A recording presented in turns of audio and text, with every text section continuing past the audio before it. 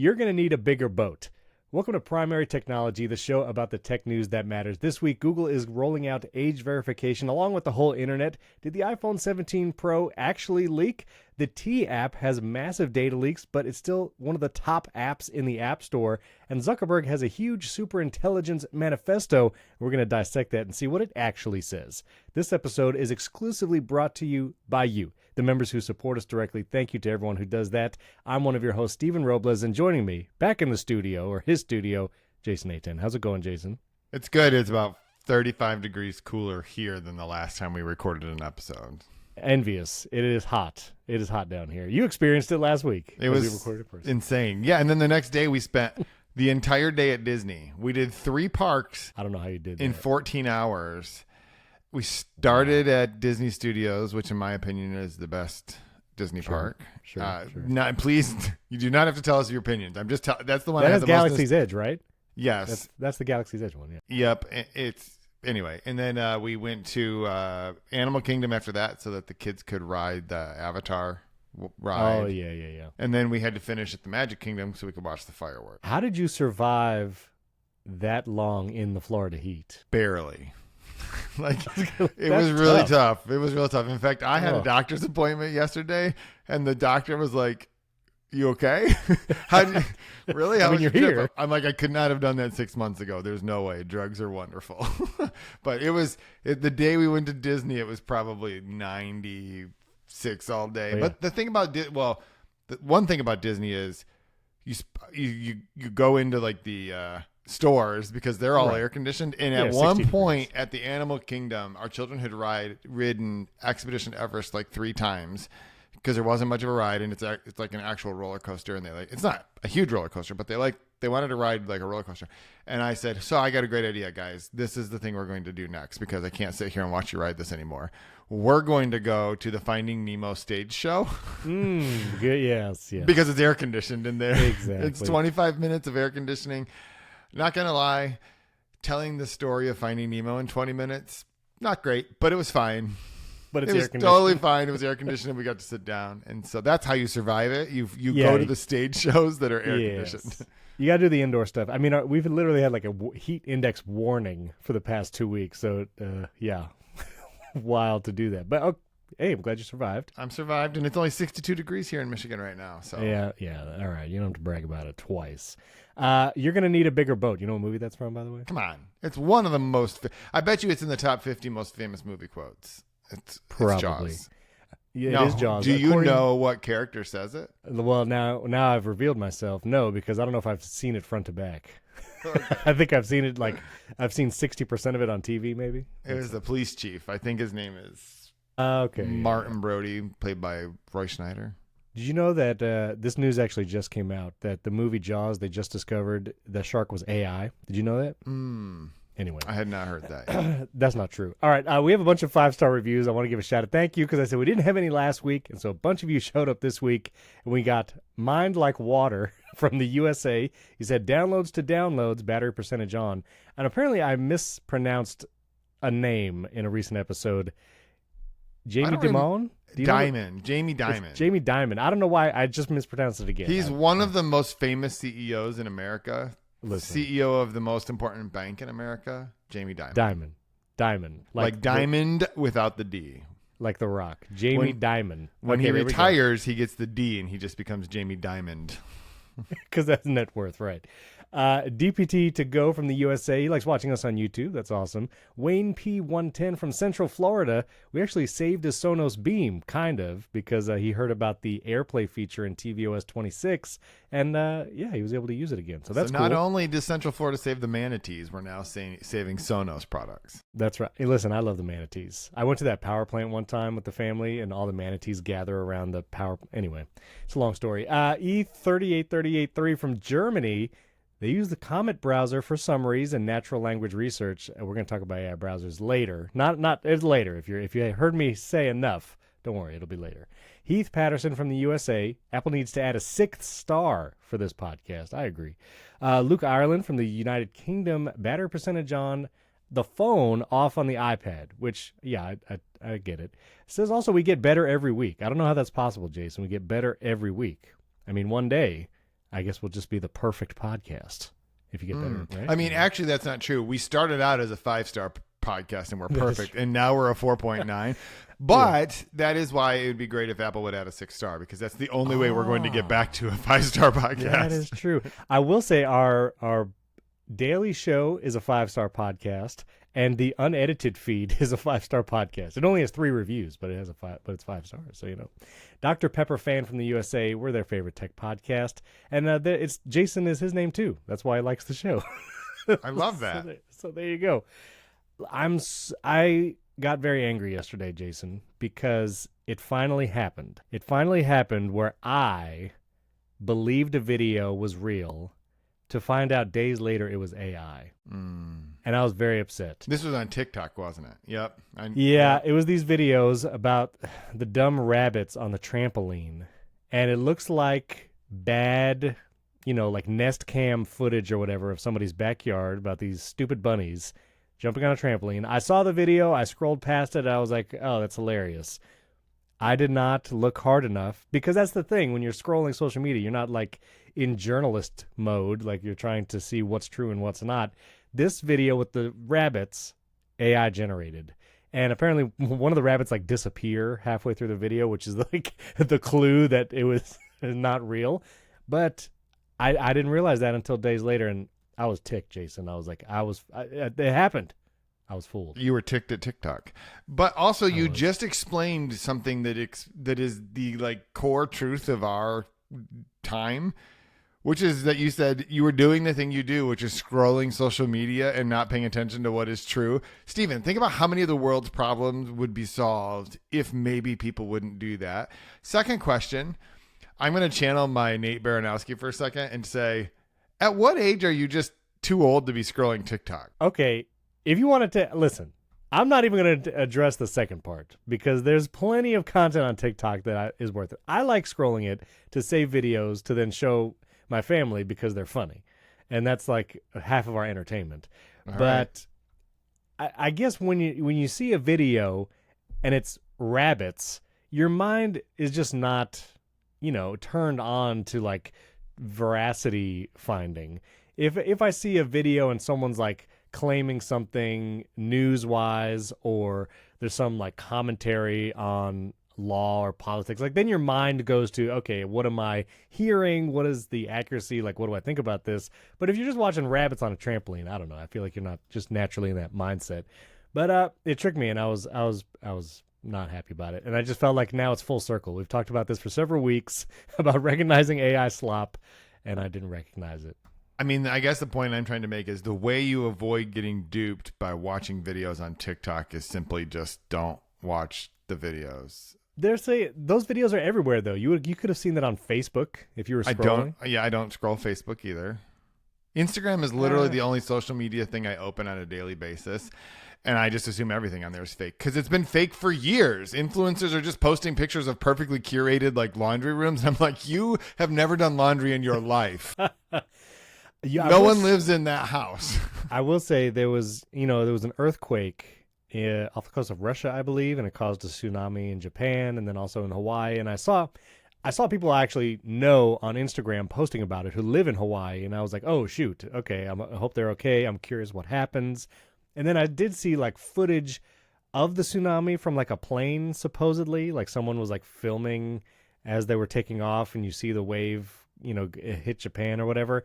And I did have the thought, like, now because of these stupid rabbits, am I watching something real? I don't know. And in that moment, what did you do? I saw enough content about the tsunami where I was like, I don't know if that video was real or not, but I know the tsunami warning was real, and I know my friend that I follow that's over there is okay, so I'm not going to investigate this any further. Because, there was nothing, okay, if it's fake, I'm not going to do anything different. I didn't share it. I didn't share it. I'm not. Russia was hit by one of the largest recorded earthquakes, and it caused a tsunami, but I'm not going to look into it anymore. It's good. But that's what it was, right? Yeah.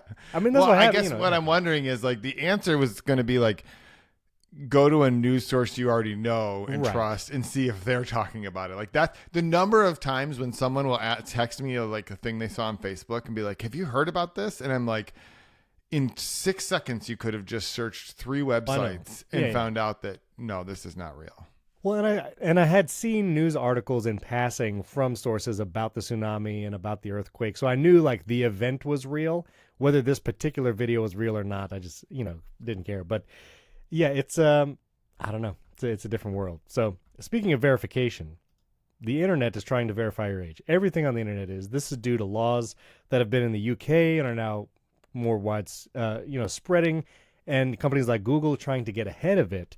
And so Google's answer is actually using AI to do age checks, and they're basing it on like activity on YouTube. So the kinds of videos that someone is watching, they're going to try and determine age by that activity, by search activity, by the videos they watch. And if they discover if this algorithm tags someone as maybe they're under 18, Google is going to automatically apply certain restrictions, a la like parental controls. And if that happens to your account, then you can either submit your government ID or take a selfie to verify your age and hopefully unlock your account back to like adult status.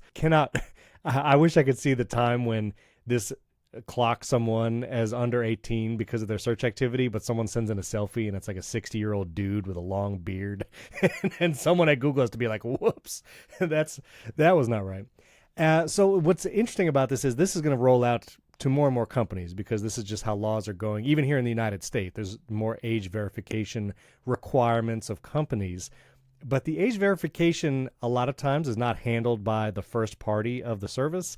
And so there's the article from The Verge talking about age verification, how there's various third parties that are doing age verification, whether or not it's actually secure and private, how long they actually keep whatever information you've used to verify your age, which often can be a picture of your driver's license, or a lot of times they, have you take a selfie of like holding the driver's license next to your face. And so it seems like there's some calls for a universal tool of age verification for the internet rather than all these like third-party services. So it does feel like a cart before the horse, like this is moving a little faster than the systems in place are actually good to do it kind of thing. So anyway, did you have any thoughts, age verification? Well, yeah. I mean, I'm going to try to keep them real brief. One, I think keeping, let's say, kids away from obscene content is a noble cause. I don't think it should be the job of the government requiring tech companies to do that. That feels more like a parenting thing and having tools to do that, because there's a lot there. Secondly, if that's your goal, age verification is a way to do that. And just taken alone, if you believe that it's worthwhile to keep, for example, underage people away from adult content, then age verification seems like a good way to do that. The problem with it is the most reliable way to do that is to make someone upload their identification, right? Which defeats the entire purpose of having a free and open web, because you are now, even with all these, like, is Google going to like store your name and address and then suddenly link it to your search history? Probably not. Like that would be detrimental to Google in the long run, right? They would but that's not necessarily the case of some of these other companies, right? Are they now building is this how we get to a Face ID national database because everyone has to upload their, I'm not trying to sound conspiracy theorist. What I'm saying is I think objectively everyone should think this is a bad idea. Even if you think that I don't want my kids finding any of this content online. I don't. I don't even like my kids using regular old YouTube sometimes because of what the algorithm might decide to show them next. And I don't even think it's going to be obscene, because I think you have to try pretty hard on YouTube to find some of that kind of content. But I don't necessarily want them having mind-rotting conspiracy theories fed into their veins through the YouTube algorithm. And so I personally have very strong feelings about what kids should spend time with online. I'm not sure. This age verification laws feel like the kind of thing that politicians do because it makes them able to champion a cause without actually thinking through what it does to personal liberty. And I do think, call me a libertarian, call me whatever you want, that preserving personal liberty is actually more important than the government being in the business of restricting websites. I think that becomes a very slippery slope. Well, it's also interesting because at least the UK's laws, it's affecting Blue Sky, Reddit, Discord, even Spotify. And so all of those companies are needing to enact these age verification procedures. And like I said, they're all using different stuff. Like Blue Sky is using an Epic Games system called Kids Web Services. Reddit is working with Persona. Discord has partnered with KID. And so, yeah, it's just like a mishmash of stuff. But I get like something like Discord. It's not necessarily a social network, but obviously you can have lots of different kinds of content in there. But I don't know. Yeah, I have to maybe develop more thoughts, but okay. Thank you. And it would be different if it's like, I mean, I don't think this is going to be the case, but like, okay, fine. I mean, because Discord Slack's going to be next. Microsoft Teams, like they're fairly similar. Like, and so, but it would feel very different if I had to upload my I mean, I would hope not, because if I'm using like an employer login to access my Slack account, then I feel like you shouldn't also have to upload your ID. But if you did, you're like, well, whatever, this is work. My work already has all my information anyway. It just gets weird when you're like, Google is going to decide which algorithm you get if it thinks you're an adult or not. But honestly, like Google is the one I would be the least worried about because one, they'll probably be pretty good at it, right? And two, again, it would like Google has a strong incentive not to blow this because they're so big and there's so much at stake. They don't want the headache of doing this wrong. But that's not, I mean, you listed 3 companies that I've never heard of. Kids Web Services, Persona, and KID. Like, who are those people? Right, and that then opens them up to data breaches and or leaks, because if they are holding tens of thousands of driver's license images with selfies, I mean, that's prime information for someone to get for nefarious reasons. Yes. When I was traveling internationally during COVID, I had to do you had to do the swab thing in order to get back into the US, and one of the services that I had to use, you had to do a face scan and then upload your ID. And I just assume now everyone in the world has my ID. Like, I just assume that because now, and in that case I really wanted to go home, so it was worth it. Like, I really wanted to get back into the US, so I was willing to do that. Yeah. Well, it's an interesting point, and I'm going to move this topic up because if listeners and viewers have not heard of the T app, there's this T app. This is specifically for women who can sign up for this app and then basically red flag other people to warn women about, oh, this person's actually married, or maybe I dated this person and they're an unsavory character. And this app blew up in popularity, is still in like the top 5 apps in the App Store on the iPhone, but it has had multiple massive data breaches. And so, like, to your point, what will people trade their information for? Apparently, an app like this, people will trade for it, because even though this app has literally leaked like phone numbers and text message conversations, according to this report from 404, messages between users have been leaked, cheating partner information has been leaked, and phone numbers that were sent to one another. Like these are massive data breaches. And Daring Fireball, John Gruber, he went through and just yesterday looked at what are the top apps, and the T dating advice app was still number 3 in the App Store. And so it's like, I do wonder, like you're saying, you just assume your ID and identity is out there. I do wonder if we're approaching a time where people just are inoculated to that like warning system of like, yeah, okay, I guess my stuff is out there, but if I get this benefit that I feel is valuable enough, I guess I'll just trade that. And this T app seems to be one of those cases. Yeah. I mean, that doesn't feel like it's worth it. But here's the thing. Humans are motivated very strongly by things that we don't always consider rational, like ability to gossip about other people. Sure, I'll give up, the headline literally says DMs about abortions and cheating. Like, I don't know that trade-off is worth it. But also, no one who is using this originally, well, first of all, a lot of people who are using this probably haven't read 404 Media and didn't anticipate that the things that they would send would become public. And people just don't think about it. And also, they just don't consider the possibility that, like, if I send a private message, that gets right there in the word private. Like, I assume it's going to say private. That's probably not a fair assumption to make. Yeah. So, and I don't know if it's still in the top in the apps today, but yeah, just wild. I mean, massive data breaches, but I guess people don't care, I guess. But speaking of data breach, I'm working on my transitions today. I love it. You think this is the iPhone 17 Pro? This was an image shared on X by user Skyfops. And supposedly it looks like this guy, he's holding two iPhones. One in one hand looks like the current 16 Pro maybe, taking a picture of a second iPhone in a weird case that seems to mask the back of the secret iPhone. And that second iPhone really looks like a lot of the models and renderings you might have seen online, with the camera bar at the top, the flash and LiDAR sensor that's like oriented on the right side, and the cameras on the left. And yeah, people are like, maybe this is the actual iPhone 17 Pro out here in the wild. People were like, oh, this dude's getting fired because the last, we just talked about John Prosser and leaks last week. It's like, this dude's probably doing what Apple has paid him to do, which is to test the phone in the real world. And it's a risk that, yeah, someone might take a picture, but I don't know. You think that's legit? What I don't understand is a lot of things. But why are these things always like discovered by people whose accounts are called Fox Puppy or something like that? Like, I don't like. That's fair, right? Like, I don't know. There's a lot of things. Like, the question is this bunnies jumping on a trampoline, or is this real? And if it's real, what actually is it that's real that we're looking at? I don't know. Like, yeah, is that the new iPhone?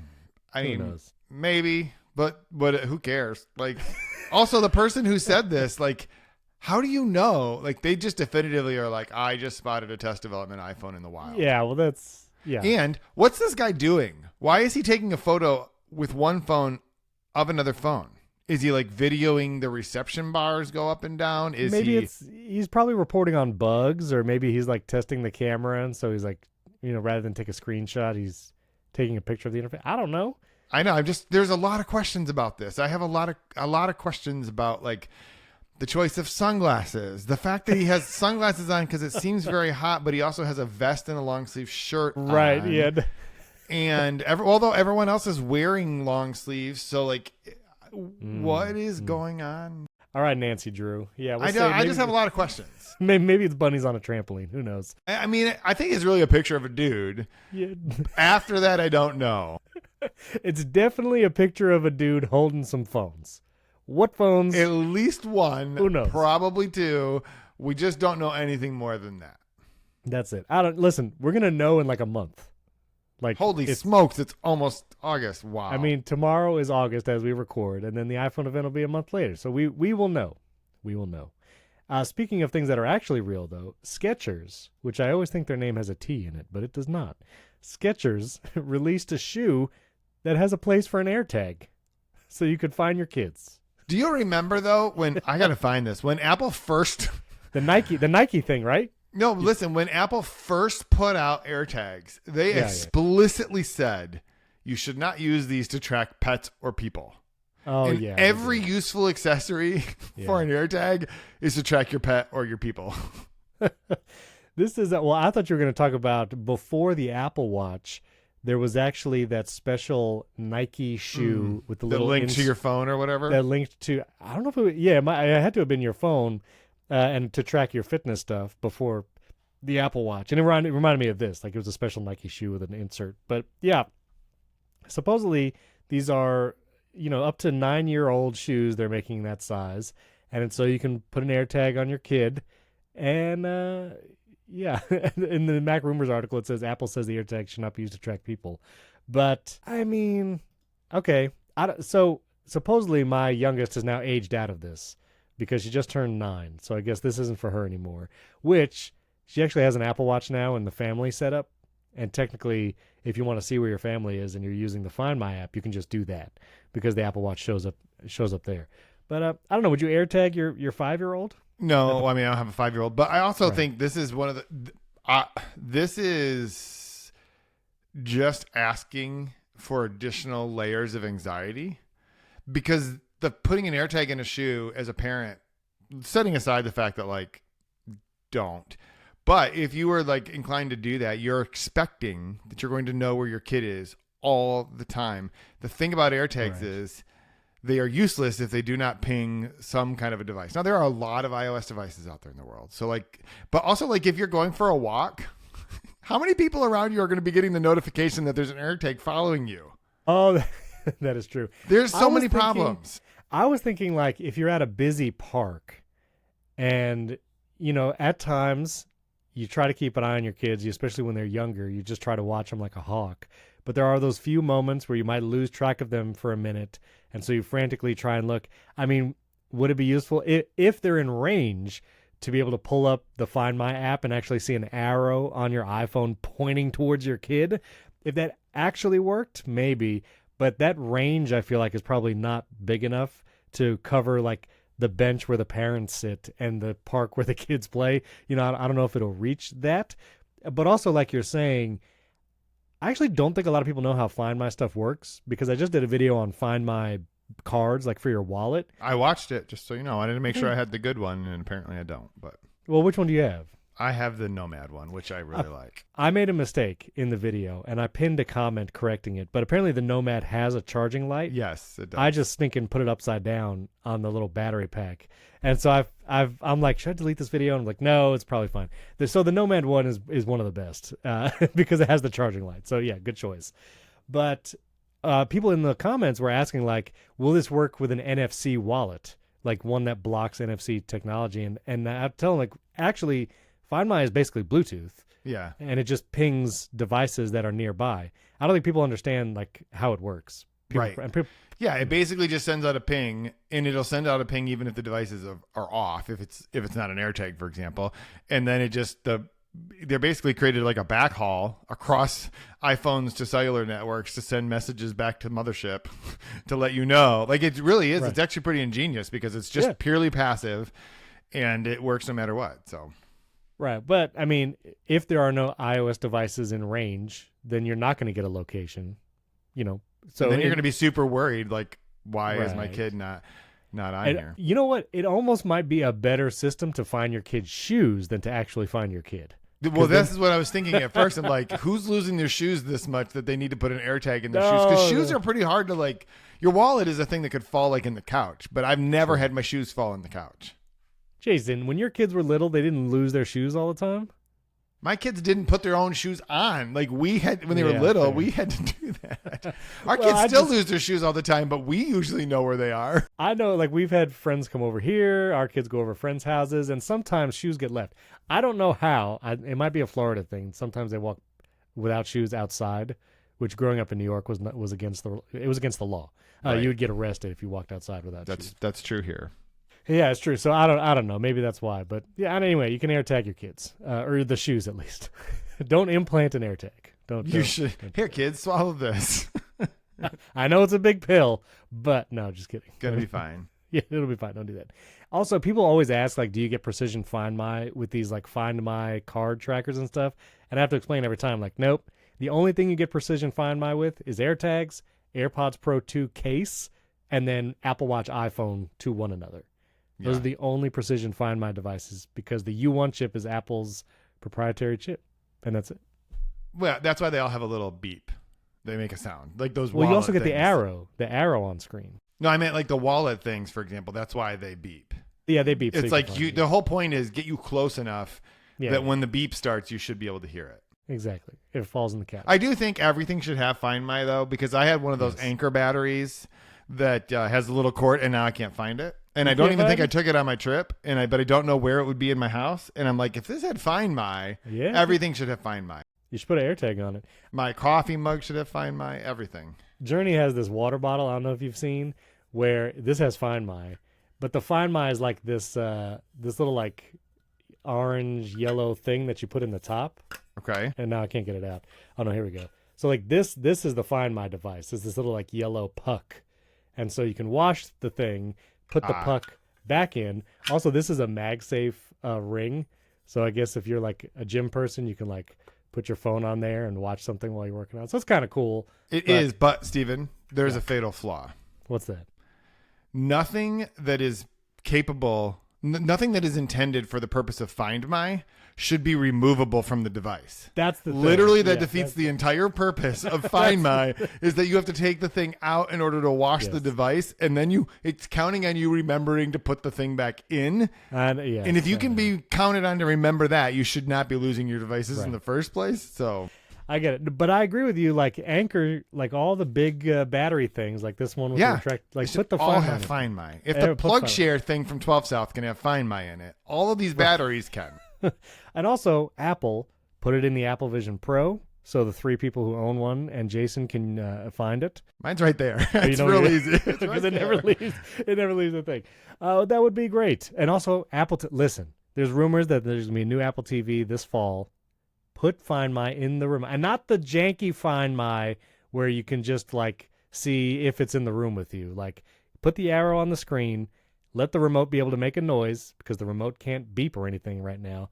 Do those things. It is actually shocking that of all the devices Apple has made, the remote for the Apple TV is now. Do they think? Okay, conspiracy. Do you think it's just because they're like enough people lose them and have to come and buy a new one? No, they're not nickel and diming that bad. Wait. Well, let's see because they have earnings today. Maybe we'll follow up next week. Yeah. We'll see. What could you break? I want one of the analysts to break out. Could you break out from your Apple home TV section remote. How many of those are Apple TV remotes, and just from people who lost their previous one? I bet you the people. I bet it's a very, very tiny percentage of people who have actually ever bought an Apple TV remote by itself. But I bet you it's not zero. All right, here's what we need you to do. Listeners and viewers, let us know. If you haven't left us a 5-star rating and review on Apple Podcasts, do it this week and let us know. Have you ever bought an Apple TV remote just on its own? You can tell us yes or no. You can also comment on YouTube. Let us know in the community. I don't think I have ever. I have never, but I did buy one of the, before that one came out, one of the third-party ones that you could get because the previous ones were so slippery that it's like, I don't want to touch this anymore. But I also am at a place where I have 2 remotes like this that are USB-C, and the rest are Lightning. And I just refuse to use Lightning anymore because, I upgraded my Magic Keyboard and mouse recently. So I'm like, if it dies, it dies. And I'll just use my phone as the remote because the phone works fine as a remote. The app. Yeah, I prefer this, just because it's clickier and easier to like navigate. But anyway, I'm going to put that remote back. Also, I'm going to do a video on the tvOS 26 beta features. And the one feature I'm most excited for is the aerial screensaver. You can now pick and choose which to hide. And the reason why that's so valuable is because when you do the aerial screensavers, some of them are just super bright. Like the one that I think it's like Dubai. It's like a top-down shot of Dubai. That aerial view. Yeah, and it's just like blindingly bright. So if you're at night and it does like a nice underwater aerial, but a nice underwater screensaver, and then it does the aerial of like green fields, and then it's like, boom, you're blinded. White buildings. Are you just sitting there watching the screensavers on your Apple TV? Here's what happens, okay? I say, hey, you want to watch something to the wife? And so I turn on the Apple TV, and then we start talking about something, and then we'll talk for an hour, and then the screensaver is just like going in the background. And then you get blinded. Then you get blinded. That cannot be my only... I can't be the only one that experiences that because back in the day, it used to be the same thing, but with the DVD menus. We would load a DVD, it'd be on the menu, and then we'd start talking, and the DVD menu would loop 1,000 times. You never experienced that? I mean, we do have times when the screensavers are on, and I do like the Apple TV screensavers a lot, but I've never once noticed that there's a contrast difference between them. And we have a really nice OLED TV, so we would see it, but I generally, if the Apple TV's on, it's because we want to watch something, not this is not tech related. Do you go from like bright lights in the room to just dark when you go to sleep? Or do you have like a dim mode for like the evening time? No, we just turn the lights off, and the only light that's on is the TV, the light. Oh, not the TV. We just leave it on all night with screensavers. I just don't watch them. They're on, but I'm not. No, in our kitchen, there's like a over the sink light that stays on all night. So that way, if whatever you can, it's not pitch black. Right. But like, we just go from lights on to lights off. See, maybe that's the difference because I have an LED light strip behind the headboard, and that's our evening lighting. Like, so there's no like overhead lights because it's so bright. It's like it's 10 o'clock. You don't want this like bright light. Anyway, I don't want to talk about your evening lighting anymore. You can watch my smart home tour if you want to see what that looks like because I did include it in that. Okay, speaking of AI videos on TikTok and verification, TikTok is rolling out kind of fact-checking, basically community fact-checking like X has in their community notes, but TikTok footnotes will be coming soon. It's going to be launching widely once current contributors say that they are good enough. And when there's a video that's kind of fake, I mean, I guess maybe this would have saved me from the AI rabbits on the trampoline, But footnotes. I don't know love. I Yeah. was just gonna say I love all these companies are thinking that the best way to do content moderation is to just let the community do it, and then you have to content moderate the community notes. But it's the biggest jujitsu move, because it's like if they were to say we're going to fact check everything, now it's on the platform to do it, and they actually have to verify it. But when it's community notes, it's like this is just But it's not actually helping, because the community notes just become an argument over political viewpoints. Yeah. Yep. I mean, I'm not making this up. Like, that's what happens. I know. Yeah. I know. It's like, well, that might be true for you, but you're wrong. Because you voted for the wrong person. This plant will turn into a political discourse. I cannot believe. That plant is actually rabbits jumping on a trampoline. I'm so mad. So mad about the rabbits. All right. Let's talk about Mark Zuckerberg's Superintelligence Manifesto. And so this is the actual manifesto page on meta.com/superintelligence. And it's a very self-serious, seems like a big thing manifesto. And he's talking about what superintelligence is, what it means for the future of humanity and technology. And yeah, it was July 30th. This was yesterday. And it's funny. This kind of page would have just been what you saw on the web back in like 1998. This was the internet, right? This was the internet. And for some reason in 2025, this does kind of feel like, oh, this is a serious thing, because there's no chrome around it. Yeah, that's what I told you when we started. That's how you know it's a manifesto, because it's just black words on a white background. Yeah, exactly.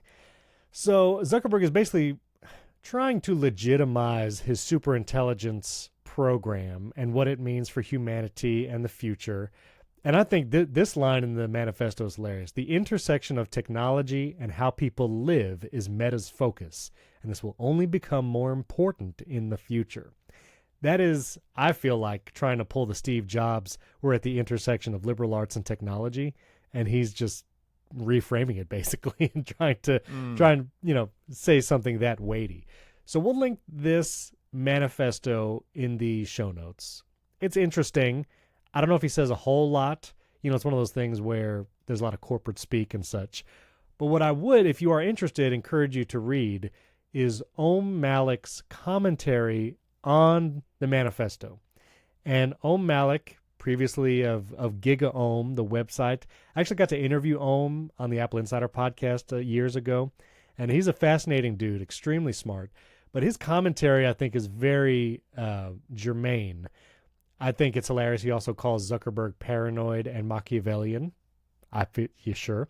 But he also breaks down how, like, Mark Zuckerberg loves to do manifestos, and he has this like chart where he talked about Zuck's manifesto in 2012 and 2017 and 2019. And this is just something that Mark Zuckerberg does periodically, seemingly to legitimize Meta's existence and plans and what they're doing. And so I want to read just a couple pull quotes. This is from Om's commentary on it, talking about Zuckerberg. Om says, most CEOs defend their existing moats. Zuckerberg systematically abandons them. He understands that Facebook's real asset isn't the blue app. Instead, it is the graph of human attention and relationships. Each pivot is about preserving that graph while migrating it to new interfaces. And throughout the article, Om talks about the different transitions where when Instagram and WhatsApp were threats to Meta's business, they just bought them. And when the mobile revolution was happening, Meta went all in on mobile. And so there is that foresight to be able to make those decisions. The next pull quote, Om says, Zuck has competitive anxiety. By repeatedly talking about being, quote, distinct from others in the industry, he's tipping his hand. He's worried that Meta is being seen as a follower rather than leader. Young people are flocking to ChatGPT, programmers are flocking to Claude, and so on. And finally, he says, the memo reads like someone trying to convince shareholders that this time the moonshot will work. However, I have learned not to underestimate Zuckerberg and his CEO skills. And notice, Om is not saying he's learned not to underestimate Zuck and his skills in general. It's just his CEO skills, meaning painting the company to look like it is the most forward-thinking of all of them. And so it is just an incredible breakdown of what this is. I don't think Zuckerberg reveals anything in his memo about plans or what superintelligence actually is or what it will actually do. But Zuckerberg is very good at saying things that look flowery and important. And I think that's the takeaway. But what Yeah. I mean, okay. The part about the manifestos, there's a cycle of manifestos that happens with Zuck every few years. The most recent one before this was about how the metaverse was going to be the thing. And I actually think that this is really interesting. I wrote this down before we started. Now I can't find the paper. Here it is. Because if you remember, the metaverse was essentially Zuck's idea that you will interact with all of your friends while wearing a headset and they're somewhere else. Like you'll go to movies together in the metaverse, right, with your friends. Apparently you'll play video games in the metaverse with your friends. And it kind of occurred to me that Mark Zuckerberg lives in such a world because of his wealth, because of his position. Like, I don't say this to be mean, but like, I don't know that Mark Zuckerberg has any actual human friends, like the way we think of, like acquaintances that he can just hang out with and just do things with. Also, I'm not sure that Mark Zuckerberg can hang out in the metaverse. Like just, right. Imagine like if you just were walking around like whatever and there's not as himself. Is that Mark Zuckerberg's avatar over there? Like, yeah, it would just be a miserable experience virtually. So I think, and if you just think about it, like what was Facebook? It was meant to be like a place where you interact with your friends. The metaverse, a place where you're going to interact with your friends. And now Meta is rolling out AI features of basically AI virtual friends. Like, so there is a through line of, I don't know that the anxiety is just competitive with Zuckerberg. I think that there is actually something there about this. You get yourself into a place because of, I mean, he's been extremely successful. So like no shade there, but I don't know that he understands the way that actual people want to interact in the real world. They just keep feeding whatever they think is the next version of what has worked for them in the past, which is what Ohm is talking about. It's sort of like grabbing attention and leveraging your social graph to multiply that effect. But what he doesn't seem to really understand is like, but actually people do like real human interaction, even if they don't realize that at times. That is the thing that people really want. The manifesto is interesting in a couple ways. Zuckerberg wants Meta to be seen as a leader in AI. Right. No one thinks that. That doesn't mean that Meta isn't good at it. Like Llama, it's open source models. Like, I'm not saying they're bad. Like, I don't know enough about any of this to be able to say they're good or bad. My point is, like, most people still call it Facebook, right? Like, they had a hard enough time getting people to, like, I have a hard time every time I write the word Meta when I'm referring to the company, because I almost want to refuse to give into this absurd name change that you did and then want to pretend like it didn't happen because there is no metaverse still. So I think that there is this sense that we're so far behind. We recognize this is important and we're going to reposition the company as a leader by writing this. And if the way you're trying to position yourself as a leader in an industry is by writing a manifesto, you have a lot of work to do. Because if you like ChatGPT, maybe not the best models, absolutely the leader. They just are. Like, no, they don't have to convince you that they're the most used AI chat platform. They just literally are. They don't have to write manifestos about that. They don't have to, like, they do the weird videos with Johnny Ive. Fine. Like, whatever. But they can do that because they are literally the leader. They have the most mind share. ChatGPT is like dangerously close to becoming like the Kleenex of AI, right? Like everyone, it's just ChatGPT. Right. People pull up Google. Every time I say Google Gemini, they're like, ChatGPT? I'm like, sure. You say Perplexity, people are like, ChatGPT, right? And if you were trying to tell someone about, hey, did you hear about Claude? They're like, what's that? I'm like, it's like ChatGPT, but from another company. Like, they're at that point. That's the thing. And so Meta, like, no one knows what Llama is, and people hate, at least everyone I've ever talked to about it, hate the fact that every time you start typing something into the search bar of Instagram or Facebook, it wants to like do some sort of AI jujitsu. Or I saw this the other day, someone I know posted about someone who had passed away, and the AI suggestions below are like, what were their accomplishments? I'm like, you should stay away from this post. Oh, right. Like, it's just so bad. Like, no one wants that there. But Meta's entire future depends on people believing that they're going to figure this out. Yes, I agree. And that's part of in Ohm's commentary where he says, you know, just using the phrase superintelligence as a marketing phrase, and I'm reading from Ohm's article, Zuck is making his efforts feel superior to mere artificial intelligence because it's superintelligence, not just artificial. And so it's just a word. You know, there's no actual difference in what I think the idea, because I don't know what ever happened to artificial general intelligence. I think the idea of superintelligence is that the AI models can improve themselves. And that's the first sentence of his thing is like, over the past few months, we've begun to see glimpses of our AI systems improving themselves. What does that actually mean? We've begun, hold on, like not we've seen glimpses. We've begun to see glimpses. There's so much like couching in that. And the improvement is slow for now, but undeniable. Like, what does that mean? Like it moved a comma? Like, I don't understand. We've almost begun to kind of see in the future that this will almost be really cool. We've definitely possibly started to see this. Like, yeah, exactly. What? The other thing, and this is from Ohm's article, he says Zuck is trying to make his efforts feel superior to the mere artificial intelligence of OpenAI, Anthropic, and Google. You know who's not mentioned here in Ohm's article or Zuck's? I mean, Zuck didn't really mention anybody else, but Apple is nowhere to be seen, like in Ohm's comparison here. And I think that is unfortunate and telling because, yeah, Apple doesn't really belong in that sentence. Like that Zuck is trying to make his efforts feel superior to OpenAI, Anthropic, and Google because I don't think there are efforts from Apple that would compare that you could say. No, but I mean, I made the argument that Apple just shouldn't. Apple should just build the best devices to use AI. It just shouldn't care about what that AI is. But but here's the thing. Let's look back at the manifestos that Zuckerberg has written, because if there's anything that Zuck can do, it feels like identify the shifts in the industry. And so in the manifestos, he had one in 2012. That was the mobile transition crisis. You know, basically everything was going to mobile phones. Zuck missed it. Facebook missed it. Apple obviously was a huge part of that. 2017 was like post-election backlash, platform responsibility.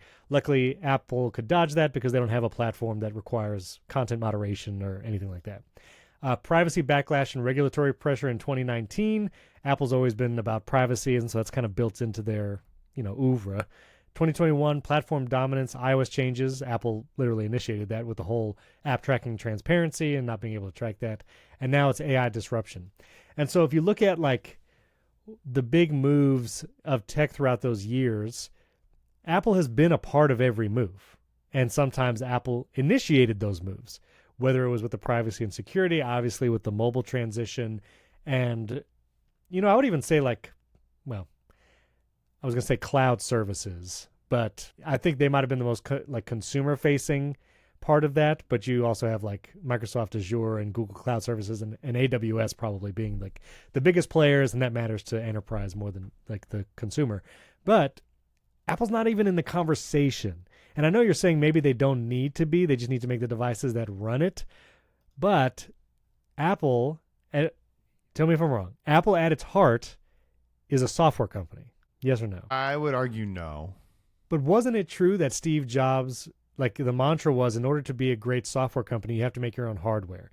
And the hardware has been a vehicle for Apple to innovate and make great software. Wasn't it that way? I mean, the first product Apple ever made was not software. You mean the Mac? Well, the Mac was not the first I know it was not the first one, like Apple made, right? The Apple, whatever. Right. But it ran Mac, No, I mean, whatever. it was just a logic board. Literally, it was just you do a thing with this. We've just given you like essentially in what it would look like to us today is like a bucket of components. And but I guess I understand like Apple's profits and how it makes money is hardware. Obviously, they're trying to make services. But yeah, they're trying to make it services, but it's still largely hardware. Like that's where Apple the iPhone is still 50% of its business, just the hardware profits of the iPhone. But I always thought, because of how it was talked about internally, whatever, that it was a software company that made great hardware because you need to do both. And if there's any truth in that, still, I'd feel like being on the AI in the conversation would be important for a company that makes software, because that's what software is moving towards. Software is moving towards AI, more AI stuff. I mean, sure. The AI browser I've been using, Comet, for the past week, and I've found more and more use cases. I'm like, this browser can do so much that I didn't even think was possible. And now I look at Safari and I'm like, it doesn't do anything for me. It lets me see websites, but that's about it. I don't know. Yeah, I guess I don't really know for sure if you could say whether Apple is a hardware or a software company in the way that Microsoft is basically a software company. right? Samsung is basically a hardware company. Google is a company. Like I think it's harder to really pin what Apple is in that sense, because you can't, no one wants to run Mac OS on something made by Acer, right? Like, and likewise, like you wouldn't want to like take an iPhone and run Android on it. The link between those two is so important. So I don't know what the people inside of Apple think of themselves first and foremost as. I do think though that like, Apple doesn't have to build all of the websites on the internet for Safari on mobile to be useful to people, right? It doesn't have to build most of the apps most of the apps in the App Store. I shouldn't say most of them. Most of the apps that I use on my phone are not made by Apple, and I like them much better than the version that Apple makes. Even the apps that I use of Apple's, like for example, the Notes app. I hate looking at the Notes app every time I look. It's hard for me to believe that this is the way Apple thinks a Notes app should be. Maybe I just hate the yellow color. I don't know what it is, but like I love Ulysses or Bear or whatever so much better. But there is a lot of functionality in the Notes app that I'm like, no, if it's just a quick thing, I'm just dumping everything into the Notes app, and I only use Ulysses to actually write articles, right? Like I would much rather use a third-party app in many ways. But I think that to me is the parallel with AI. It's like, no, just make the very best devices and the best software platform so that ChatGPT is incredible on the iPhone. Like make it so that everyone who wants to use ChatGPT is like, I got to get an iPhone. Okay. And I think they can do that because obviously Android is going to always be biased towards Gemini, right? Like always. It's just because it's made by Google. Like it's just always. Right. Well, so this is a clip of Steve Jobs at the All Things D conference, and he's basically talking about how Apple makes beautiful boxes for software to run on. And he's talking about the Mac, and he's talking about the iPod specifically. And at the very end of this little video clip, which I'll put in the show notes, he says the big secret about Apple is that it views itself as a software company. Now that's 14 years ago. So maybe that's not true anymore. And maybe that was just his like internal monologue that they think of themselves as a software company. But also like you're saying, yeah, they should make the best devices for running AI. But because of how Apple approaches security on devices and privacy and sandboxing, I don't think it can be. Yeah, but nobody cares. No one cares. I don't about think no that one cares now because AI. they don't see the value. But I think when AI becomes like just water we're swimming in, like when maybe it's AI browsers, maybe not. But if someone starts using AI browsers and and wants it now on all of their devices because it can do all these things for them, Apple doesn't have those features. Will Apple allow you to use a default browser that's AI that actually runs something different than WebKit? Supposedly in the EU, that law is changing and they're going to allow non-WebKit browsers or whatever. But will it have the same tight integration that Safari does that integrates into the whole OS? Are they willing to do that? Because that's what it would take to be like the best device for AI, is to allow those AIs to run at the system level. Right. And I think that Apple has to recognize that its values of privacy and security is slightly separate from privacy. Well, actually, it's very separate from. We put them together, but they are actually two very different things. Yeah. Apps can't steal your like maliciously steal your information is different than you can't share your calendar with whatever. Like those are two different things. I think that what's important for Apple to recognize is that human beings have shown that the benefit, like for example, we've talked about this. I literally, every time I get a test result back, just screenshot it and dump it into ChatGPT. And I'm like, tell me what this means. I don't care if ChatGPT is built, like they're not building it right because they don't care about me personally. Right. But like whatever, like the benefit of being able to do that so far outweighs any potential risk that like my potassium level is going to be out on the internet somewhere, or someone's going to start trying to sell me bananas so I can like literally eat more. You know what I mean? Like, I don't care. Like whatever, right. Show me the ads on Instagram. All I need to know right now is like, what does this mean and what actions do I need to take? It would be so much better if I could like tap a thing and all that information just goes straight into the health app. Right. And then I could literally point ChatGPT at the health app and be like, what are the trends in my vitals changing over the last week? What does it mean? That's what Apple should do 100%. And it's what people want. no one is worried about because if we make the proactive decision to say, please let this AI model that can make sense of this information, as opposed to the super guarded version that Apple is doing. And listen, I appreciate that Apple protects privacy. I've written about it at least a dozen times, right? Yeah. It is a hugely important thing. But I think what people have proven over time is that some of the benefits of trading off some of that are far more worth it to people because of the improvement that it can have for their life. Right. So you think there's not a future where AI gets so tightly integrated with some phone platforms that it would tempt people away from the Apple ecosystem? Is just the Apple ecosystem that strong that people will just keep using it even if the AI experience is inferior? No, I think that people will eventually migrate to the best AI experience. And so if that's not on the iPhone, so right now, I think I've heard people talk about the blue bubbles. I don't think that that's the single biggest thing. I think it's my photo library. I'm not moving to an Android device because my entire photo library, and believe it or not, the reason people were so mad and the reason Apple had to revert the Photos app is I think they probably saw that ooh, this was our strongest lock-in. People are starting to not like this very much. We see an increase in downloads of Google Photos and people are uploading their entire photo. The next step is I move to an Android device. I think those are the kind of things that made a difference. I think that if there was a better, I think ChatGPT is a big indicator of this. People want to use that. And I think that the ChatGPT app on the Mac and the iPhone are fantastic. But if that experience was better on another device, I think, especially when it comes to the voice assistant type stuff, I absolutely think that there's a future where people will start to move away if Apple isn't focused on building the best experience. And I don't think Apple's voice assistant at this point is going to be it, because you know what? Literally, I often use the ChatGPT app. I use it a lot. But I also very frequently hold down the side button and say, hey, Dingus, ask ChatGPT this thing. Right. I never just say, hey, Dingus, what's the answer? Because I know already it's not going to have a clue. It has no idea. It's actually faster to just tell it, ask ChatGPT. It doesn't even know the NFL exists. So don't ask it any questions about it. Listen.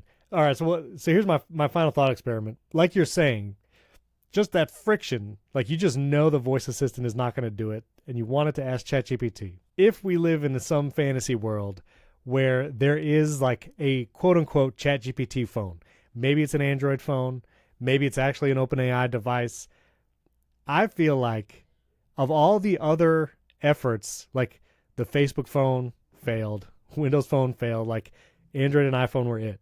The question of, is there room for another platform? I do feel as ChatGPT becomes more integrated into people's everyday lives, and like you're saying, it's just the Kleenex of AIs. If there was such a thing as this is the ChatGPT phone. So all that stuff you love to do with ChatGPT, now there's zero friction. You don't even open an app.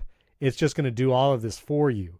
And it's going to be able to be predictive about your information. It's going to give you all the things you want on the lock screen before you even know. And hitting that side button for a voice assistant, it is ChatGPT. You don't have to ask ChatGPT. It'll just be that. But do you think that would actually, I don't know, I feel that would have a chance of all the other phone platforms? Possibly. I don't know that a new device is going to capture it, but I think it could. The perfect example, when we were traveling, we had to eat at a lot of restaurants. And for someone for me, I have to pay very close attention to the amount of sodium that I consume. Okay. And so everywhere we go, I'm literally going to the company's website, finding the nutrition page, and downloading what is usually a PDF of every item on the menu with all of the details. And literally, I do that. I save it in the Files app on my phone, and then I import it to ChatGPT. And I've asked this question a dozen times over the last week. What should I eat? Literally just ask that question, and ChatGPT is well, based on your what you having heart failure, this, and this, here's my recommendation. Why can't I just do visual intelligence, snap a picture of a thing, and ask Siri the same question, and have it, and then be able to say, great, I'm ordering that, log it in the food tracking app that I'm using. That's what people want. That is the thing people want. And no one is worried about I'm not worried about uploading these things to literally ChatGPT knows everything I ate for the last week. Every single thing, every meal I ordered, I had to ask it ahead of time. I just want it to be able to do that. I don't want there. I want there to be less friction. I want the device to just be able to do that. I want to be able to set my voice assistant as ChatGPT as a default at this point, and just be able to take a picture with the camera and say, "Hey, ChatGPT, what's up with this?" Like that whole process, because I should have been able to just load those PDFs in Safari, not had to download them and then send them to ChatGPT. Yes, exactly. That's exactly what I should be able to do. Or if you had an AI browser on that device, sure, you could have just asked it to do it. Absolutely. And so that is the thing that people are going to want. And if you can't do it on the iPhone, but you could do it somewhere else, I think that will become compelling enough for people that they'll be like, that's amazing. I want to do that. At the very least, maybe it justifies that third device that Johnny Ive and Sam Altman are talking about, where they know they can't replace your phone just yet, but maybe a third device provides enough value. Like, I'll ask you, on this trip, if you knew you could carry a device that's phone size, or maybe smaller, maybe it is that pendant or whatever, and you can just show it the menu and say, tell me what to eat, and then log it to my food tracking app. Is that enough value where you would use that third device? Well, I mean, the perfect example would be like the Google XR glasses that I tried out in Mountain View Google or whatever. I/O, at Google I/O. Or even if like the Meta Ray-Bans, if I could just be standing at a do you know what Culver's is? You've been to Culver's? Okay, if I'm standing at a Culver's and looking at the menu board, which doesn't have any nutrition information, and say, hey, you can see what I'm looking at. What should I eat? And then it goes to Culver's website, pulls up that thing on its own, and is like, hey, you should have the sourdough melt or the whatever, the grilled chicken sandwich with no seasoning or whatever the heck it's like going to say. And then I can be like, great, log it for me. Like 100%, I would never take my phone out of my pocket if that was the case. And I don't care who makes that device, because that is like real world, actual life benefit. And that is the thing that these LLMs are capable of doing, but the devices are not caught up to that yet. And I think that am I going to get rid of my iPhone? No, because it's still the best way to do it. It just sucks to do it because it's not built to do that. And Apple has prioritized different things. And I'm like, no, fine. Give the cloud all the information about all the food I've eaten over the last week. All I want to do is have it help me make better decisions. And ChatGPT, it is astonishing to me that every day I take my blood pressure and I put it into the health app. I log every medication I'm taking, all this stuff. The health app doesn't know what my diagnosis is. It has no friggin' clue, even though it literally knows every single thing I'm taking. But guess what? ChatGPT knows exactly what diagnosis I have. And it knew by my symptoms, but then I started asking it questions about the medications and whatever, and it remembers all of that. And every time I ask it, what should I eat? It knows, Jason has CHF. Jason's trying to lower his sodium. I should check the sodium levels on all this food, and then I should put together a menu of the things that he should eat. It just knows all that. Why doesn't the health app do that? CJ, I feel you're making my point, because that's an incredible illustration, because ChatGPT and OpenAI, I think, are so much closer and could far easier close the gap between the service they provide and the hardware it runs on than Apple is at closing the gap between their software and the service they offer and the hardware. Like Android But exists. It's a philosophical reasons. It's not technical. They could make this happen tomorrow. I don't know. Could they make an assistant like ChatGPT that does the things you're talking about? I don't know. I don't know if they can, because they haven't. Visual intelligence can't do it. The voice assistant can't do it. But I think part of the reason why is the whole sandboxing thing, which, don't get me wrong, has benefits. But I think, they probably couldn't do it tomorrow. They could have had it already had they prioritized the fact that what people actually want is to make sense of the information they accumulate in their lives. And I think, your health information and your financial information, I would say stay away from my finances for now. But I don't want you looking at my bank account. That's fine. Yeah, sure. Not for any bad reasons, but just because that's just different. But my health information is a thing I can't make sense of, because I don't know. I'm not a doctor, but I'm literally in the health app, I don't know, 7 or 8 times a day logging things. It is mind blowing to me that the health app has no idea what's happening to me. And the point is probably Apple is averse to giving you information that might be inaccurate, because if it tries to predict what you have or give you information about what your symptoms might mean, that introduces the possibility of being wrong. And ChatGPT has no problem being wrong. And it's usually not. Like, as you were saying, it actually encouraged you to go to the doctor because it was actually accurate in what it was telling you to do. And it literally said, I'm not a doctor, but based on the things you said, you should go see one. And here's just why. That little caveat, Apple is already making those caveats with Apple Intelligence. And if you, even in writing tools, if you prompt it for something that with the ChatGPT integration, like Apple tells you, check for inaccuracies, like it's already doing those caveats. Do more, do the stuff like that. But it's also about. It's already doing some of it. It'll detect AFib and it'll warn you if it detects AFib, and it does that passively. It'll also do the cardio fitness, like if you have low or regular cardio fitness, it'll notify you, hey, this is, or it notifies me regularly, like, oh, your baseline resting heart rate has changed over the last couple of weeks. Your respiratory rate while you're sleeping has changed over the last few nights. What it doesn't say is, it looks like you're getting healthier. Good job. It doesn't tell you that part of it, but it also, it has so much information. But Apple's philosophy. So what my point of this is, Apple should just unlock all of that so that users can opt in. And I can just say to Chat, like, because what I can't do right now without taking a screenshot of the health app is ask ChatGPT, is my blood pressure getting better or worse over the last month? It doesn't know that because I don't give it those readings. I could take a screenshot, but I should just be able to ask it, and it should just be able to access the health app or the Withings. I mean, I literally have my blood pressure in 3 apps on my phone. Same thing with my weights. It's like, but the voice assistant on iPhone can't do anything with it. Yeah, I mean, if I ask Siri right now, let's just see what is it going to do. All right, here we go. How's my blood pressure doing? No blood pressure data for today was found. Oh wait, hold on. What was my blood pressure yesterday? Maybe it will. I don't even know if it did tell me. It told me what my blood pressure was yesterday. But it doesn't know if it's getting better because it doesn't know if I have any today. So that's a good thing. But here's one thing that's interesting about that is, go ahead. Can you ask it, what has been my blood pressure trend the last month? Is my blood pressure trending better or worse over the last month? Maybe it's better than I thought. Now it's working with ChatGPT.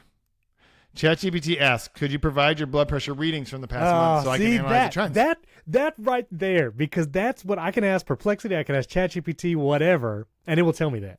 And Apple has the data. That's what's frustrating is like Apple, like the health app can see it. It has it all. Yeah, and just to be clear, the distinction I'm making is I don't think Apple should spend so much. I don't think Apple will do it right. I don't think they are philosophically. It's like Intel is incapable of becoming a foundry because they are incapable of prioritizing anyone else's business over their own, right? And so that's why TSMC won. Apple is, I don't think, fundamentally capable of handing over the access to this type of information to a third party, but it should, because ChatGPT could already do all this if it had access to the data, and I just don't think Apple will ever get there. So that's what I mean when I say Apple should just focus on being the best platform to run AI apps, not trying to do it themselves. And I guess I'm saying it should reconsider its approach to access to users' data. Because and I see those as combined. Like the way you become the best platform for AI is letting users run AI apps, let them set ChatGPT as the default voice assistant and give it the same access that you would give Siri. We'll give it more access than you would give Siri. And I think that's been the theme of the show, like thinking back to the T app. Clearly, if people find value in software or a service, they will give up whatever. They don't care if you get their DMs or their phone number or whatever. Just provide the value, and they will be care less if it was Apple, because I don't. Can you think? I cannot think of a single time, with the exception of like an iCloud Photos like hack at some point in the past, which you can encrypt them now, so you're good. Apple has like 700 million credit cards on file. Has there ever been a credit card leak? Right. Yeah, exactly. Never. That's why people trust it. Yeah, exactly. My point is, like, people would be like, just take all the data you know about me and just give me useful information about it. People would be fine. Like, everyone would trust it. People trust Google. Like, come on. Right. That was it. Okay, so that was good. That's the best segment we've ever done. That was really good. All right, well, real quick before we get to a personal pick, Meta. Speaking of Meta again. They had their earnings. Shares are climbing 10%. They're making money. I mean, they're all making money. They're all making money. They're also spending a lot of money.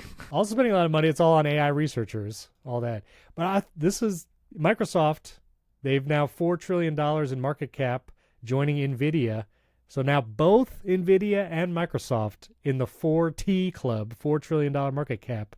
Apple not a part of that club. No, Apple's actually quite a ways behind. Nvidia's worth $4.4 trillion. Microsoft's worth $4 trillion. Apple is in third place at $3 trillion. And what's crazy about that is a 30, like they're worth 75% of what Microsoft is worth. Like Apple was the leader for a very, very long time. And they are a whole Tesla away from Microsoft. And I mean, again, our whole conversation about AI, I think, why is Nvidia and Microsoft in the $4 trillion market cap? Yeah, I mean, for Microsoft, it's Azure, right? It's their cloud business. It's Azure, but it's also their partnership with OpenAI. Well, but that's all Azure money.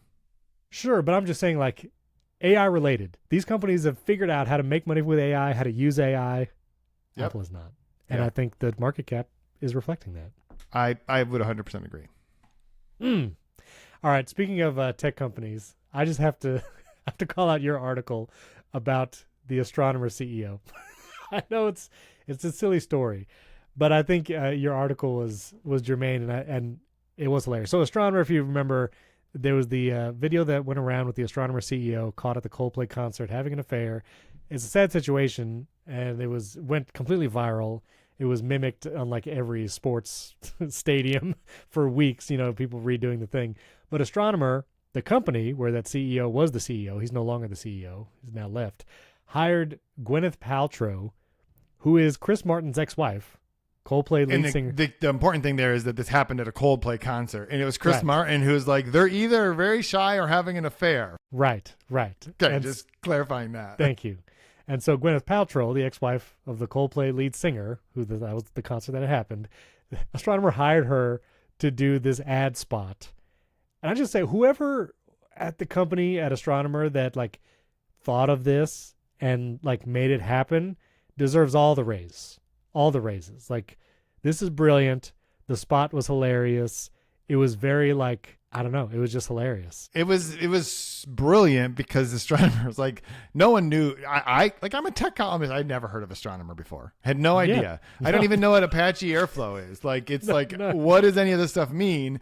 But everyone had heard of the company after that. And in fact, people were like, can the name really be Astonomer? Like, is that real? Is this a space company? Like, what is this? Right. And no one had heard of it, but everyone was like Googling it. Everyone was looking on YouTube for like Astonomer CEO. Right. And now the thing that shows up if you do that is this video where, and I love that she's like, we're going to answer some of the questions. And it's like, what the actual F? And then it's like, yes, Astonomer it is so good. My kids were very confused though, because they're like, Pepper Potts, why are you watching this video? Is there a new Iron Man movie? Like, what is going on? Like, that is something where after a long acting career that Gwyneth Paltrow is now just Tony Stark's wife in people's minds, especially the youth. But I mean, she also owns Goop. She's a great entrepreneur. Like, I mean, this is just. I don't know if what she makes is great, but she's a great entrepreneur. But the brilliance of someone in the marketing department going, we need to do a video. We should do this. Hey, what if we could get Gwyneth Paltrow, who is, like I don't think she's hurting for gigs to like do stuff. I mean, I don't think she's like super active. I don't even know the last movie she made. It had to be a Marvel movie, but that Marvel money is like going to be good forever. Oh yeah. You're good to go. Jason's piece is great. I'm going to link Jason's piece in the show notes. You should read it, talking about that, but it's just hilarious. So listen, we're going to do a very important bonus episode. We're going to talk about iPad versus Mac, because Jason and I both have reasons to consider this choice very close to home. So if you want to listen to the bonus episode, you can support the show at join.primarytech.fm, or you can support us directly on Apple Podcasts. And the list of benefits, it's literally too long to actually list here on the show. I thought you meant it's like too long. There's two things on it. No. T-O-O, too long, because you get bonus episodes every week. You get an ad-free version of the show. You get Primary Tech Daily, top headlines in just a few minutes. You get the raw, unedited audio of the show every week. People say they really like that. And who knows, there's going to be even more benefits in the future probably. I just can't think of any more right now, but we will do it. And so we would really appreciate it. And this episode was brought exclusively by those who support it. So thank you. Directly on Apple Podcasts or join.primarytech.fm. Leave us a 5-star rating and review on Apple Podcasts. What was I asking them again? I was saying, let us know. I forgot what it was. It was earlier in the episode. But our listeners are sharp. They'll remember. They're sharp. They know what we're talking about. Leave a 5-star rating and review. You can also watch us on YouTube, youtube.com/@PrimaryTechShow. We're going to go record a bonus episode. Thanks for listening. Thanks for watching. We'll catch you next time.